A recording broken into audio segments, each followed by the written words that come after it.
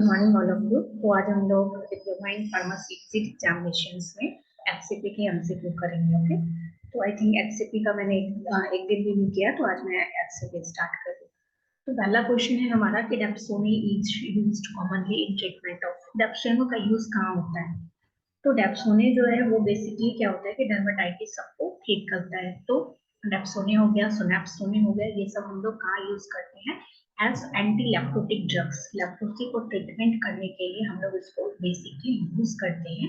तो और लेप्टोसी का अनदर वर्ड है हैंसेन डिजीज, क्योंकि लेप्टोसी को हैंसेन नाम के वैज्ञानिक ने फर्स्ट बार डिस्कवर किया था। So it's also known as Hansen disease.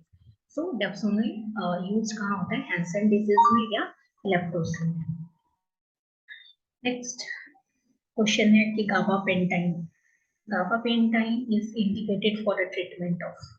तो इस टाइप का जो भी रहता है वो जनरली कहाँ पे यूज होता है? हमारे मेंटल डिसऑर्डर्स को ठीक करने के लिए, बेसिकली एपिलेप्सी में। एपिलेप्सी में क्या हो रहा है कि इससे पहले मैंने एक वीडियो भी डाला है एपिलेप्सी के ऊपर, तो वहां से भी आप ज्यादा जानकारी हासिल कर सकते हैं। तो गाबापेंटाइन बेसिकली यूज होता है एपिलेप्सी में, दैट इज सीजर्स। इसके भी बहुत सारे टाइप्स हैं, तो उसके लिए वीडियो ये फार्माकोथेराप्यूटिक्स में। उसके बाद है atropine height drug useful in treatment of asthma. Asthma के केस में एट्रोपिन बढ़ा हुआ ड्रग्स कौन रहता है? तो इप्राटोपियम ब्रोमाइड। तो इसमें इप्राटोपियम ब्रोमाइड ही यूज होता है अस्थमा के केसेस में। तो यही बेसिकली होगा, क्योंकि बाकी जो ड्रग्स है वो यूज नहीं होते अस्थमा में। सो उसके बाद है पीटीसी। ओके, नेक्स्ट हमारा क्वेश्चन है कि ऑब्जेक्टिव ऑफ पीटीसी क्या होता है? पीटीसी क्या है कि एक तरह का कमिटी है, basically pharmacy and therapeutic committee रहता है। तो अब इसका क्या काम है? तो कमिटी है तो ऑब्वियस एडवाइस तो देगा ही, एजुकेशन में करेगा, और बेसिकली जो जिसपे काम करता है वो है ड्रग सेफ्टी और एडीआर, एडवांस ड्रग रिपोर्टिंग, उसको मॉनिटर करता है। फार्माकोविजिलेंस वाले टर्मिनोलॉजी में ये काम करता है। सो ये तीनों सही है, तो so the option will be all of these. Next question है कि enteric-coated drug dosage form of laxative bezafibril should not be given with antacids. Antacids के साथ क्यों नहीं दिया जाता एंट्रिक कोटेड जो भी लैक्सेटिव बिस्कोडाइल है, क्यों नहीं दिया जाता? तो बेसिकली ये क्या करता है कि हमारे पीएच को बढ़ा देता है जनरली। तो एंटासिड्स जो भी है वो कहाँ काम करेगा? हमारा स्टमक में काम करेगा, जहाँ पीएच कम चाहिए हमको, क्योंकि स्टमक का पीएच हमारा 2 to 3 रहता है, दैट्स व्हाई। और एंटेरिक कोटेड है, दैट मीन्स कि उसको इंटेस्टाइन में काम करना, हायर पीएच पे काम करना है, उसको 7-8-9 के रेंज वाले पीएच में काम करना है। तो दोनों के पीएच डिफरेंस के कारण दोनों को एक साथ नहीं दिया जाता। नेक्स्ट है कि माइल्ड हाइपरटेंशन अगर किसी को है, माइल्ड हाइपरटेंशन जिसका बीपी थोड़ा बढ़ा हुआ है, 120 से थोड़ा बढ़ा हुआ है, तो हाइपरटेंशन स्टार्टिंग हमारा 140 या 90 के वाले में हो जाता है, तो माइल्ड हाइपरटेंशन है, उसके लिए फर्स्ट लाइन ड्रग्स क्या होता है? तो hydrochlorothiazide is the kind of diuretics. इसके बाद नेक्स्ट है हमारा कि which of the following condition is not associated stomach heart. Stomach heart. Okay, तो स्टमक हर्ट डिजीज में कौन एसोसिएटेड नहीं होता? तो बेसिकली स्टमक हर्ट डिजीज में क्या होता है कि एक प्लेक फॉर्म करता है, बेसिकली ब्लड क्लॉट हो जाता है, जिससे कि ब्लड फ्लो में प्रॉब्लम होने लग जाती है। तो एंजीना में भी वो ब्लैक फॉर्म होता है, जिस कारण हमें दर्द महसूस होती है। So angina pectoris is a kind of stomach heart disease. Atherosclerosis में भी वही प्लेग होता है, बेसिकली कोलेस्ट्रॉल जमा हो जाता है, बैड कोलेस्ट्रॉल, जिससे कि ब्लड फ्लो में दिक्कत होती है। मायोकार्डियल इंफेक्शन में भी सेम चीज होता है। बट यहाँ पे कंजस्टिव हार्ट डिजीज है, जिसमें क्या होता है कि हार्ट को पंपिंग में दिक्कत होता है, तो it's not kind of stomach heart disease. यहाँ पे कोई प्लैक का फॉर्मेशन नहीं होता, वो किसी और वजह के कारण चीज होती है। तो सिर्फ कंजस्टिव हार्ट फेल्योर ही यहाँ ऐसा है जो स्टमक हार्ट डिजीज से एसोसिएटेड नहीं है। नेक्स्ट क्वेश्चन है कि haematological testing of patient with AIDS. अगर किसी एड्स वाले पेशेंट का ब्लड टेस्ट होता है तो क्या पाया जाएगा? तो बेसोफिलिया बहुत ज्यादा बेसिक बेसोफिल्स है, उसमें लिम्फोपेनिया, थ्रोम्बोपेनिया या इस्नोफिलिया। तो स्नोफिल्स उसमें बढ़ा रहेगा, या प्लेटलेट्स का कमी हो जाएगा, या डब्ल्यूबीसी का कमी हो जाएगा, या बेसोफिल्स बहुत ज्यादा बढ़ जाएगा। तो बेसिकली जो एड्स में होता है उसमें हमारा क्या होता है कि फाइटर सेल्स जो है डब्ल्यूबीसी जो भी होते हैं CD4 सेल्स बहुत कम हो जाते हैं हमारे बॉडी में, तो लिम्फोसाइट्स हमारे बॉडी में कम पड़ जाते हैं, सो लिम्फोपीनिया।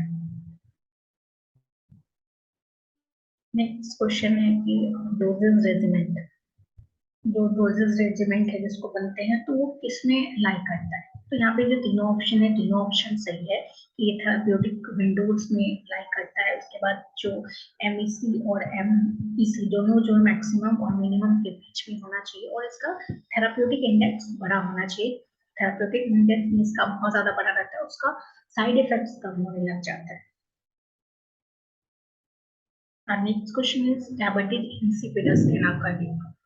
तो डायबिटीज है तो उसको आप ब्लड ग्लूकोज वाला नहीं समझ लीजिएगा। ये हमारा क्या होता है कि किडनी के हार्मोनल ADH के मैल फंक्शंस के कारण हो जाता है, जिसमें कि बॉडी से बहुत ज्यादा प्रोसेस होने लग जाता है। तो ये शुगर से बिल्कुल इन्वॉल्व नहीं है इंसिपिडस। शुगर से जो इन्वॉल्व है that is called diabetes mellitus. तो शुगर तो होगा नहीं, ऑब्वियस फर्स्ट ऑप्शन वैसे ही गलत है। इंसुलिन का भी यहाँ पे कोई काम नहीं है क्योंकि ये शुगर डायबिटीज मेलाइटस में है। तो यहाँ पे जो ऑप्शन है कि एंटी एंटी डायूरेटिक हार्मोन्स, यहाँ पे क्या होता है कि उसका इनहिबिशन हो जाता है। तो डायूरेटिक हार्मोन्स के एंटी में काम करता है, तो इनहिबिट कर देता है, तो जो प्रॉपर फंक्शनिंग है किडनी का वो मैल फंक्शन होने लग जाता है। नेक्स्ट क्वेश्चन है कि advice given to patient while using MAO inhibitors. मोनोक्साइन इनहिबिटर्स जो होते हैं उसके लिए क्या एडवाइस दिया जाता है। तो उसको बेसिकली कहा जाता है कि जो फैटी फूड है वो नहीं खाने के लिए, क्योंकि वो क्या करते हैं, इसको एब्जॉर्प्शन में दिक्कत होता है। और ये माओ इनहिबिटर्स जनरली हमारे एंटी डिप्रेसेंट सबके लिए यूज होता है बेसिकली। इसमें क्या है कि मेडिकल इंफॉर्मेशन रिट्राइवर सिस्टम है एक्सेप्ट, तो बायोसिस मेडला और मेडलाइन ये तीनों ही हमारा फिर से रिट्राइव कर सकता है एक्सेप्ट कंप्यूवेयर के साथ। नेक्स्ट है हमारा Texas type of urinary catheter. इसके लिए डिजाइन होता है टेक्सस टाइप, तो बेसिकली मेल के लिए। इनवर्ट शुगर में क्या होता है, तो इक्वल पार्ट डेक्सट्रोज और equal part fructose. Thyroid gland से हमारा T3 T4 सीक्रेट होता है, तो थायरोक्सिन सीक्रेट होता है।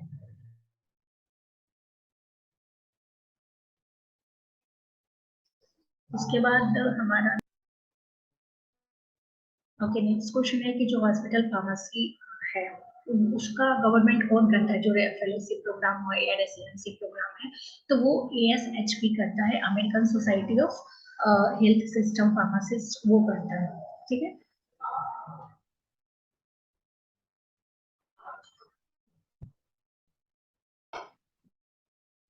ओके नेक्स्ट हमारा क्वेश्चन है कि मायोकार्डियल इंफ्रेक्शंस क्यों होता है। तो मायोकार्डियल इंफ्रेक्शंस बेसिकली हमारा क्यों होता है कि यहाँ पे डिमांड और सप्लाई जो ऑक्सीजन का है उसमें गड़बड़ी हो जाता है, उस कारण जितना ज्यादा डिमांड है उतना उसको सप्लाई नहीं मिलता, सो मायोकार्डियल इंफ्रेक्शन होता है, और इसी की कमी के कारण हमको पेन होने लगता है, that is called angina. It's kind of ischemic heart disease. Okay next हमारा क्वेश्चन है कि लैक्टोज इंटॉलरेंस जो होता है वो समथिंग यहाँ पे गड़बड़ी हो गया है कि यहाँ पे जो बी ऑप्शन है यहाँ का बी ऑप्शन हो गया है। और लैक्टोज इंटॉलरेंस क्या होता है कि जो लैक्टोज है वो हमको पचता नहीं है, बड़ों में भी होता है बच्चों में भी होता है। तो बेसिकली जो बच्चों में होता है वो क्या है कि लैक्टोज रिलेटेड मतलब मिल्क या डेयरी प्रोडक्ट वाला जो भी चीज खा रहे हैं वो उनको इनडाइजेस्ट होता है, पच नहीं पाता। तो option will be 3 only third not second, ये ऑप्शन हो गया। ओके नेक्स्ट हमारा क्वेश्चन है कि potassium permanganate is used in poisoning caused by. तो पोटेशियम परमांगनेट कहाँ पे यूज होता है एंटीडोट के रूप में, कोई भी पॉइजनिंग अगर हो गया है तो ऑर्गेनोफॉस्फेट कंपाउंड अगर पॉइजनिंग हो गया है तो वहां पे हम एंटीडोट के रूप में पोटेशियम परमैंगनेट का यूज करते हैं। उसके बाद ट्यूबरक्लिन सिरिंजेस देखेंगे, काफी पतला सिरिंज होता है, तो उसका मैक्सिमम कैपेसिटी क्या है? जनरली हम लोग ट्यूबरक्लीन का कहाँ पे जनरली अलग सब में यूज करते हैं, जब एनिमल हैंडलिंग करेंगे, एनिमल को इंजेक्ट करना होता है, तो वहां पे हम लोग इधर इंसुलिन सिरिंज यूज करते हैं या ट्यूबरक्लीन सिरिंज यूज करते हैं। तो उसका मैक्सिमम कैपेसिटी कितना होता है, मतलब हायर वैल्यू कितना होता है, कितना तक आप इंजेक्ट कर सकते हैं, तो उसमें सिर्फ 8 ml ही होता है। उसके बाद है कि ब्लड कोलेस्ट्रॉल का नॉर्मल रेंज क्या होना चाहिए एक नॉर्मल इंसान में, तो 150 से 240 mg पर डीएल के बीच होना चाहिए। उसके बाद नेक्स्ट हमारा क्वेश्चन है कि normal value of blood sugar कितना होना चाहिए। तो बेसिकली अगर नॉर्मल शुगर रेंज अगर करना चाहते हैं तो फास्टिंग और नॉन फास्टिंग को छोड़ के अगर रैंडम शुगर चाहते हैं तो 140 से कम होना चाहिए। तो option will B 60 to 150 millions पर ml of seminal fluid. Okay, next है कि जो वर्ड साइन होता है RX, तो वो किसको इंडिकेट करते हैं? तो इसका जो RX है इसका मतलब होता है you take for to home. तो ये जनरली किसको होता है? पेशेंट को, कि तुमको ये सब सामान लेना है। जो RX is indicated for patient. Next है हमारा क्वेश्चन कि तो when structurally different drug give same clinical result, जब दो ड्रग्स हैं जिसका स्ट्रक्चर अलग अलग है, अगर वो एक जैसा रिजल्ट देते हैं तो इसको क्या बोलते हैं? उसको हम लोग क्लिनिकल इक्विवेलेंस बोलते हैं। बायोइक्विवेलेंस में क्या रहता है कि स्ट्रक्चरली सेम होता है, ब्रांड अलग अलग होता है, अगर एक जैसा थेराप्यूटिक रिजल्ट दे रहा है दैट इज कॉल्ड बायोइक्विवेलेंस। और थेराप्यूटिकली क्लिनिक थेराप्यूटिक वे में अगर एक जैसा रिजल्ट दे रहा है that is called therapeutic equivalence. बस यहाँ पे क्या है, क्लिनिकल रिजल्ट एक जैसा दे रहा है तो it is known as clinical equivalence. Next है कि in prescription blank the in medication prescriptions is called encryption। ये आपको जूलॉजी में अपने प्रिस्क्रिप्शंस वाले पार्ट में पढ़ा होगा। सो प्रिस्क्रिप्शंस किसको बोलते हैं, सब्सक्रिप्शंस किसको बोलते हैं, सिग्ना क्या है। तो ये जो है ये पार्ट्स आपके इम्पोर्टेंट है एचसीपी के लिए भी एज वेल एज फार्मास्यूटिक्स के लिए। तो दोनों में जब इम्पोर्टेंट है तो ये पूरा ही आप पढ़ लीजिएगा। उसके बाद नेक्स्ट है कि पेरेंटल सॉल्यूशंस करने से पहले सारे माइक्रोब से फ्री रहे, तो उसके लिए हम लोग क्या करते हैं, स्टेरिलिटी टेस्ट करते हैं हम लोग ऑब्वियस। उसके बाद है कि जिनको एंटी डायबिटिक्स जो यूज करें उसको हम लोग इथेनॉल नहीं देते। इथेनॉल क्यों नहीं देते? क्योंकि अगर इथेनॉल साथ दिया जाए उनको तो वहां पे क्या होगा कि ग्लूकोनियोजेनेसिस वाला प्रोसेसर नहीं होगा और हाइपोग्लाइसीमिक हो सकते हैं। सो नेक्स्ट है हमारा कि एंजीना इंड्यूस बाय एक्सर्शंस, तो उसको हम लोग क्लासिक एंजीना बोलते हैं। नेक्स्ट है if patient who has been stabilized on aspirin start taking phenylbutazone free, जैसे कंसंट्रेशंस वो इंक्रीज हो जाता है। तो ये सब आपको पढ़ना पड़ेगा। It's also the questions of chemistry से भी रिलेटेड क्वेश्चंस है। इस रूट ऑफ एडमिनिस्ट्रेशन में बायोअवेलेबिलिटी 100% होती है। तो बायोअवेलेबिलिटी डायरेक्ट ब्लड में अगर कोई भी चीज चला जाए तो उसका बायोअवेलेबिलिटी 100% होती है। तो ऑलवेज पेरेंशियल का हमेशा ज्यादा होता है। तो और उसमें भी आईवी का सबसे ज्यादा होता है देन आईएम, और सबसे कम हमारा ओरल का होता है। तो इंट्रावेनस ऑप्शन में है। तो उसके बाद एडवर्स ड्रग कैसे रिजल्ट करता है? तो कोई भी चीज के कारण एडवर्स ड्रग रिएक्शंस हो सकता है, ड्रग के इंग्रेडिएंट्स के कारण हो सकता है, कुछ भी उसमें अलग से एडिटिव्स मिला है उसके कारण हो सकता है, कुछ भी इम्प्योरिटीज के कारण हो सकता है। तो बेसिकली डिफरेंट डिफरेंट चीज के कारण हो सकता है। उसके बाद है लिपिड सॉल्युबल ड्रग, जो फैट सॉल्युबल है, लिपिड फैट इज फैट, तो वो बेटर एब्जॉर्ब कब होंगे? तो जब हम उनको किसी मील के साथ लेते हैं, फूड्स के साथ लेते हैं, तो वो ज्यादा बेटर एब्जॉर्ब होते हैं। तो जो नर्सिंग मदर है उनको क्या क्या अवॉइड करना चाहिए? तो अल्कोहल, स्मोकिंग, बार्बिट्रेट, ये तीनों अवॉइड करना चाहिए, क्योंकि ये क्या हो सकता है कि अगर ब्रेस्ट फीडिंग में है तो बच्चों में जा सकता है, अगर बच्चा जेस्टेशन पीरियड में है तो भी प्लेसेंटा के थ्रू बच्चों में जा सकता है। स्टोमी, स्टोमी एक वर्ड होता है जिसमें क्या होता है कि किन्हीं को अगर यूरिन या फेसेस में प्रॉब्लम होता है नॉर्मली कंडीशंस में, तो वो एक आर्टिफिशियल ओपनिंग होता है जिससे कि यूरिन या स्टूल बॉडी से बाहर निकल सके।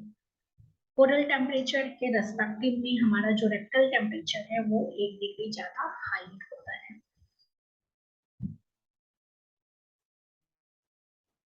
हेपेटाइटिस बी वायरस जो है वो डीएनए वायरस है। बेसिकली जो भी ह्यूमंस पे काम करते हैं वो बेसिकली हमारा डीएनए वायरस होते हैं ज्यादातर। प्राइवेट हॉस्पिटल कंपनीज तो ये तो याद करना पड़ेगा कौन पब्लिक है कौन प्राइवेट है। कोरोसिव मतलब जलने योग्य वाला कौन सा है, तो सल्फ्यूरिक एसिड हमेशा कोरोसिव स्किन पे पड़ जाएगा तो जला देगा, so corrosive in nature sulphuric acid. वर्कमेंस स्पून, वर्कमैन स्पून जो होता है वर्कमैन उसका क्या काम है, तो वो क्या करता है कोई भी कैविटी से फ्लूइड को कलेक्ट करने के लिए होता है। बेलाडोना का बेसिकली यूज हमारा रूटेमेटिस में या न्यूरोग्लिया में ही होता है, तो so option 1 is correct. Anaphylaxis में कौन सा ड्रग यूज होता है? एनाफाइलैक्सिस हमारा जनरली क्या है कि स्किन रिएक्शन है, स्किन रिएक्शन कोई भी तरह का एलर्जी हो रहा है, दैट इज एनाफाइलैक्सिस, तो उसमें बेसिकली एपिनेफ्रिन यूज होता है। नेक्स्ट क्वेश्चन है एलोपिरिनॉल, जब हम उसको मर्केप्टोप्यूरिन के साथ एडमिनिस्टर्ड करते हैं तो मर्केप्टोप्यूरिन का एक्शन बढ़ जाता है। कैसे? तो ये कैसे बढ़ता है कि यहाँ पे जो ज़ेंथाइन ऑक्सीडेज एंजाइम है इसको इसने इनहिबिट कर दिया। इनहिबिट कर दिया क्या हुआ कि अब मर्केप्टोप्यूरिन का काम बढ़ जाएगा। हेमाटोक्रिट वैल्यू नॉर्मली ह्यूमंस में 40 से 54% नॉर्मल रेंज है। सबसे ज्यादा एब्यूज्ड ऑपोइड ड्रग हीरोइन है, जो सबसे ज्यादा पूरे वर्ल्ड में यूज्ड होता है। एब्यूज होता है, नॉट यूज, एब्यूज। उसके बाद माइक्रोसोमल एंजाइम्स का जो इंडक्शन करे दैट इज फिनोबार्बिटोल। तो ये आज हमारा इतना ही क्वेश्चंस करेंगे, नेक्स्ट डे और क्वेश्चंस करते हैं। ओके।